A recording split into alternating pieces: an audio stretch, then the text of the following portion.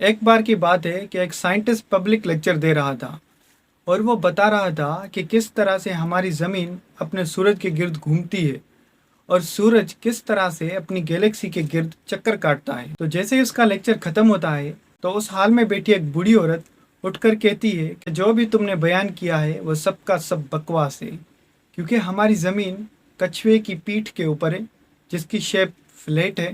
तो साइंटिस्ट मुस्कुरा के बोलता है कि वो कछुआ किस चीज़ पे है। तो बूढ़ी औरत कहती है कि दूसरे कछुए पे। तो साइंटिस्ट पूछता है कि आखिरी कछुआ किस चीज़ पे है। तो बूढ़ी औरत कहती है कि तुम बहुत बड़े चालाक हो और टर्टल्स ऑल द वे। आज हम बात करेंगे हमारी ज़मीन की शेप के बारे में कि उसकी शेप फ्लैट है या स्फेरिकल। तो evidence number 1, the Eclipse. Eclipse दो तरह की होती है, एक सोलर और दूसरी लूनर। जब सूरज और ज़मीन के बीच में चांद आ जाता है तो सूरज की रोशनी ज़मीन पे गिरने के बजाय चांद पे गिरती है, जिस वजह से चांद का शेडो ज़मीन पे पड़ता है। लेकिन जब ज़मीन सूरज और चांद के बीच में आ जाती है तो सूरज के रेडिएशंस चांद पे गिरने के बजाय ज़मीन पे गिरते हैं, जिस वजह से ज़मीन का शेडो चांद पे गिरता है और उस शेडो की शक्ल भी राउंड होती है।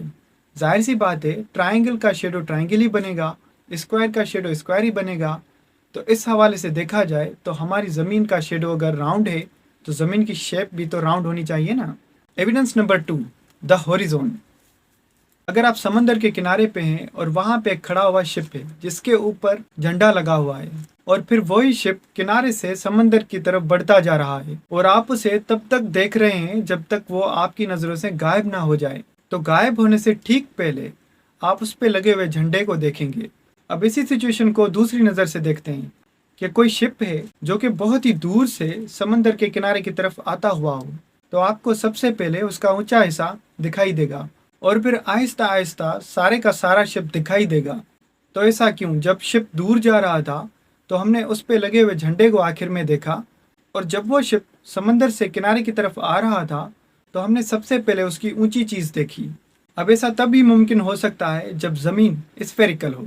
देखें, अगर ज़मीन फ्लैट होती तो सारे का सारा शिप एक ही वक्त में गायब होता और एक ही वक्त में ज़ाहिर होता, पर ज़मीन के स्फेरिकल होने की वजह से बहुत सारे डिस्टेंस से ज़मीन कर्व होना शुरू हो जाती है, जिस वजह से ऐसा होता है। Evidence number 3, time zones. हर एक मुल्क का अलग अलग टाइम होता है। जैसा कि हमारे मुल्क पाकिस्तान से ऑस्ट्रेलिया 5 घंटे आगे है, यानी कि अगर हमारे पास शाम के 5 बज रहे हो तो ऑस्ट्रेलिया में रात के 10 बज रहे होंगे, और पाकिस्तान और अमेरिका के बीच में टाइम डिफरेंस 9 घंटों का है। मतलब कि यूएसए में अगर रात के 12 बज रहे हो तो पाकिस्तान में सुबह के 9 बज रहे होंगे। अब देखें, अगर ज़मीन सीधी होती तो हर मुल्क में एक जैसा टाइम होता, पर ज़मीन के स्फेरिकल होने की वजह से सूरज की रोशनी अलग अलग मुल्कों पे अलग अलग टाइम पे गिरती है। Evidence number 4, stars constellations. अगर आप इजिप्ट से रात के वक्त आसमान को देखेंगे तो आपको ऐसे ऐसे स्टार्स के पैटर्न दिखाई देंगे जो कि कनाडा से देखने को नहीं मिलेंगे, और कनाडा से रात के वक्त आसमान को देखने में ऐसे ऐसे स्टार्स के कॉन्स्टेलेशन मिलेंगे जो कि इजिप्ट से देखे नहीं जा सकते। अगर ज़मीन सीधी होती तो हर जगह से स्टार्स के पैटर्न एक जैसे देखने को मिलते, पर ज़मीन के स्फेरिकल होने की वजह से ऐसा हो रहा है। Evidence number 5, logically. ये लॉजिकल एविडेंस है कि अगर हम सूरज को देखते हैं तो उसकी शेप भी राउंड होती है, और चांद को देखते हैं तो उसकी शेप भी राउंड ही होती है, और सोलर सिस्टम में मौजूद दूसरे प्लैनेट्स भी राउंड शेप के ही हैं। तो इस हवाले से हमारी ज़मीन की शेप भी तो राउंड ही होनी चाहिए ना। Evidence number 6, we believe because. हम जानते हैं कि हमारी ज़मीन स्फेरिकल है। क्यों? क्योंकि हमारे पास उसकी तस्वीरें हैं।